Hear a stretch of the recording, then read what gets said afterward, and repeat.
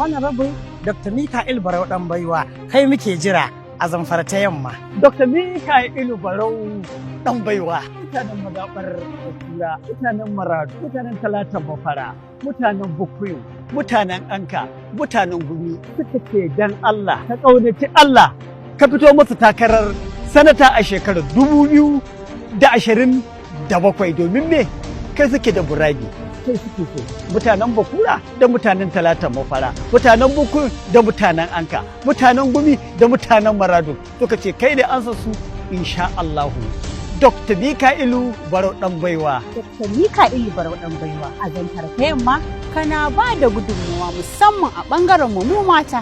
Zamfara ta yamma mu ma da tawa ni Mika'ilu Barau ɗan baiwa. Samun ɗan ƙwarai irin ka gaskiya sai an so mu Zamfara ta yamma muna alfahari da ke. Dr. Mika'ilu Barau ɗan baiwa alfaharin mu ne. Taimako ga al'umma sai da Dr. Mika'ilu Barau ɗan baiwa. Zamfara ta yamma kai ne zaɓin mu a 2027. Honorable Dr. Mika'ilu Barau ɗan baiwa abun alfaharin mu ne. Dan takarar mu shine Dr. Mika'ilu Barau ɗan baiwa.